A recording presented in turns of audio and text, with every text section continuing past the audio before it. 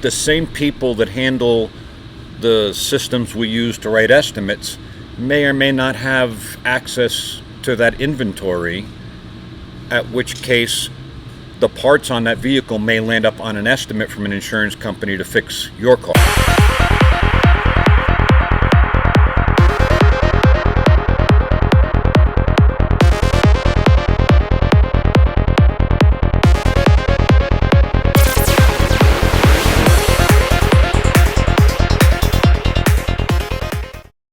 Hello everybody and welcome back to the airing of Grievances. Another beautiful Saturday morning, hopefully wherever you are here in Colorado. Rob, it's not snowing today. It's not snowing today. That's a good thing. I'm Eric Reamer. This is Robert Grieve, and we're super glad that you are here. If this is your first time joining us, do us a favor. Give us a big thumbs up if you like the content that you see today.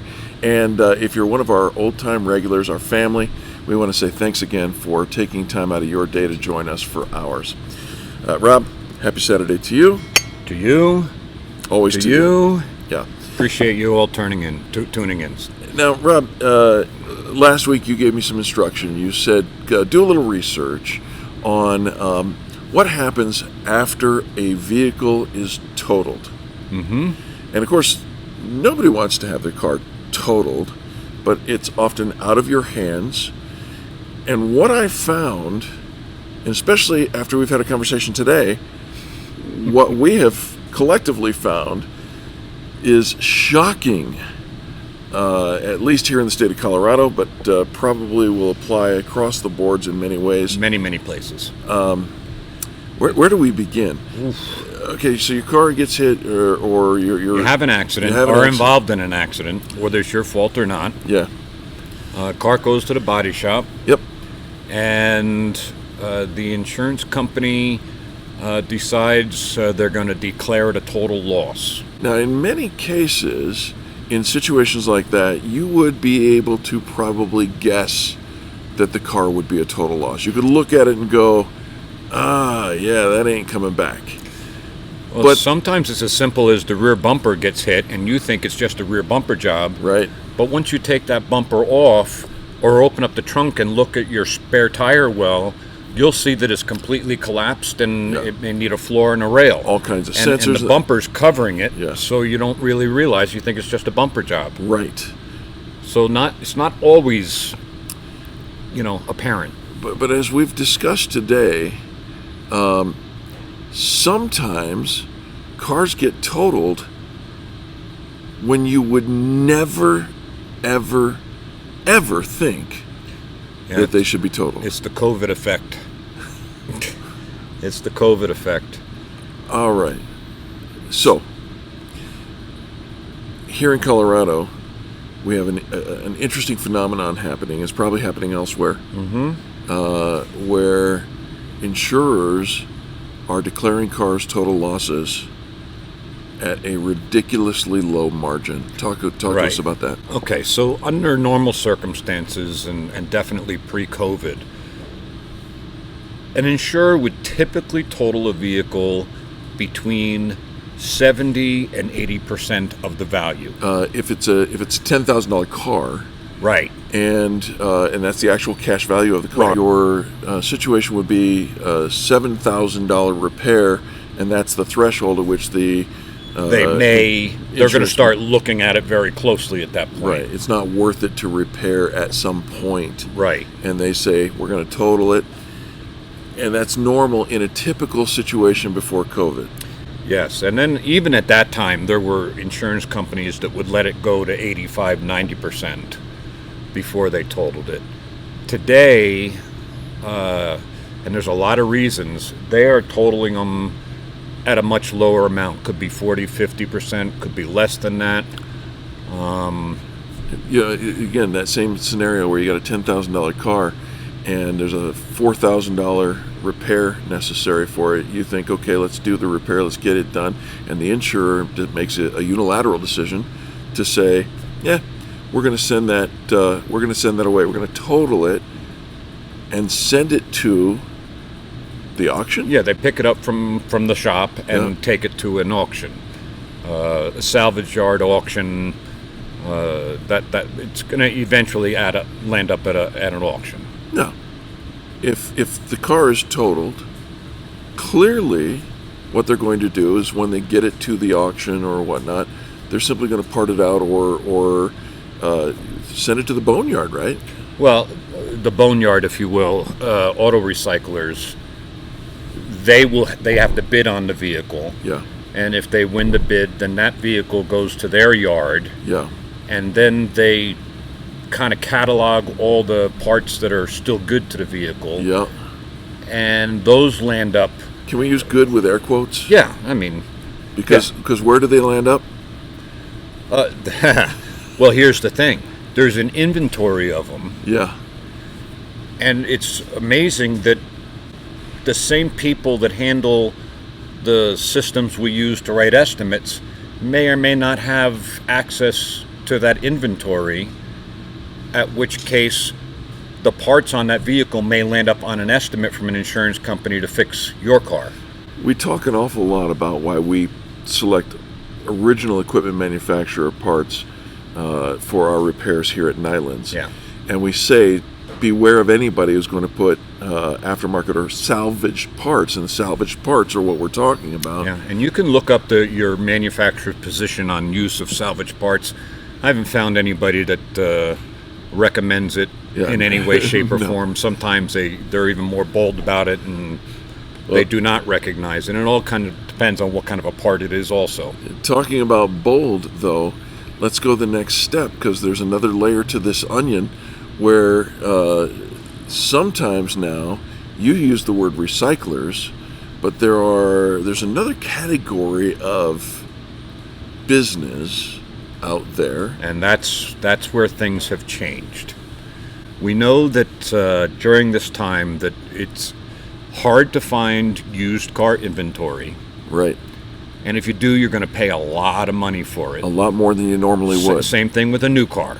Yeah. Okay, but a new car, even if you find the car, and even if you're going to pay more for it, you know what you're getting. Right. On the used car side of things, what has happened is auto rebuilders have gotten to the auction and are bidding very high money for these vehicles, whether they have a salvage title or not. Right. And taking them back to their shops, rebuilding them, and either selling them themselves or selling them to another used car place that's going to sell them.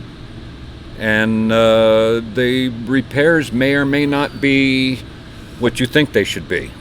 Well, They may look good, but yeah. And if you find some of these auto rebuilders, and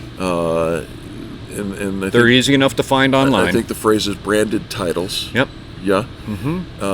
Which sometimes come from salvage titles. They repair them and get a repaired title to them. You may or may not be told the full story of the car, and True. they say that they're going to go through a huge inspection. Yep.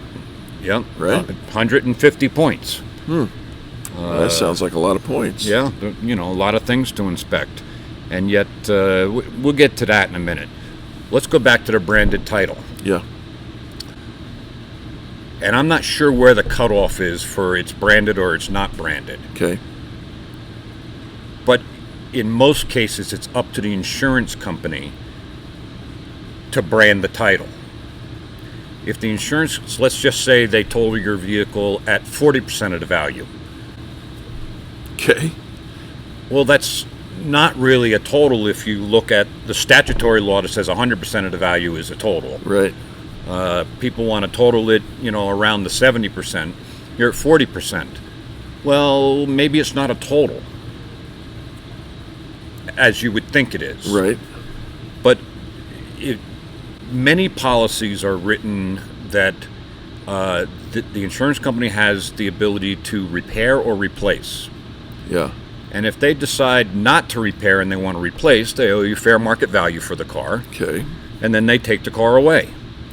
Well, so what they're doing today is they're taking the car away, selling it to the auction, knowing they're going to get ridiculous auction value for it because these rebuilders are paying big money for these vehicles to bring them back to their shop, fix them up, and sell them again for very close to retail. You've heard the phrase, there's more than one way to skin a cat. Apparently in the insurance industry, there's more than one way to make millions and millions of dollars. Yeah, yep. And you know, some of the things that go into this decision making is how long is the rental going to be? Because that adds to the repair cost. Right. And maybe it's there's a lack of parts available. Right. Many of the manufacturers are having a lot of problems with the parts supply. Yeah. And if we can't get the parts, that drags out the rental. And they say, you know what, we're just going to cut this off right now and deem it a total loss, pay you for the car, we'll take it to salvage, and they don't do too bad. You have a gift of subtlety in your description. Yeah. Okay.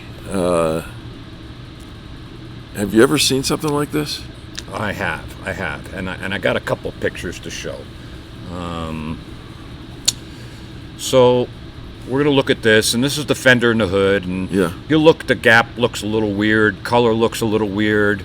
The hood looks different color than the car. Yeah, and the gap, especially around the headlight. I think you'd lose the marble in that gap. Yeah, if you were rolling a marble down it. So the car doesn't look that bad, and if you're saving money, which a lot of times you're not, but they make you feel like you are, then you're going to say, I saved some money, so the color doesn't really bother me that much. So we're going to look at a couple of other things here. I don't think you saved that much money, but okay. Yeah, not generally speaking. Right. So let's talk about this picture. Yeah. And if you were to take off the trim where you get in and out of the car, we call that the sill plate. Yeah. And pull back the carpet a little bit, this is the area that you would see, and the wires for your car are going right next to it, and all the rest of that. Yeah, see that. And so this damaged piece right here, yep, that is the brace that goes all the way to the other door sill on the passenger side, and that brace is what your seat is attached to. Both your front seats, they're bolted into this brace. And you know what? If it's got that damage there, that means everything in front of it is damaged as well. Sure. Meaning going to the outside. So, you know, that is definitely not good. That is definitely not good. Speaking of not good, what is that? Yeah. Here is, you know, another shot of that, a little more forward, and you'd see all the ugly welding and hammer marks, and you know, we're looking at a piece that most likely should have been replaced. This is a car that's been repaired. Yeah, this is one that was purchased as a salvage vehicle. Right. And it had a salvage title. Yeah.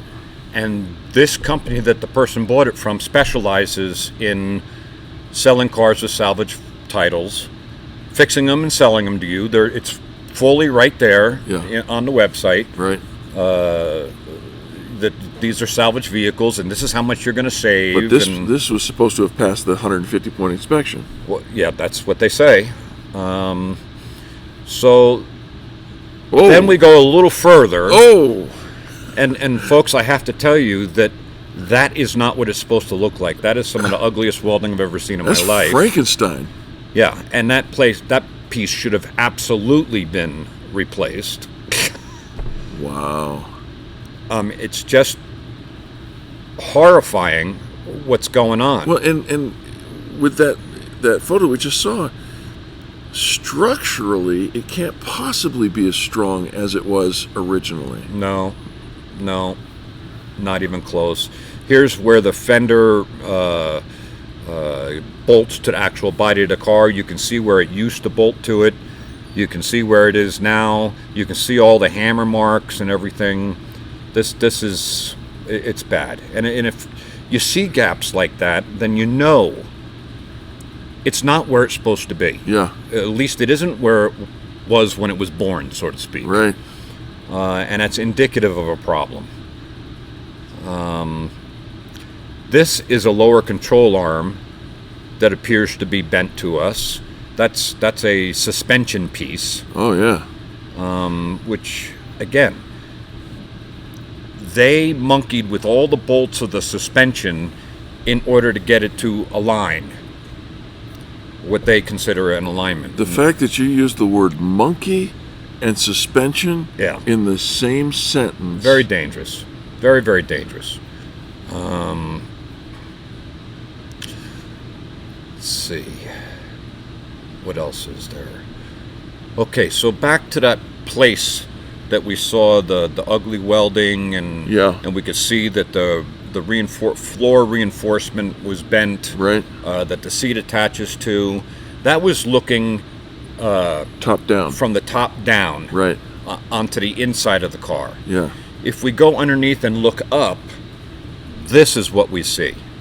And Right. again, That is it's- totally that is as ugly as it gets. Frankenstein put together, and it looks to me, I don't know if, again, I'm not the car guy, but it looks to me like there's an awful lot of opportunity for rust and corrosion. Oh yeah.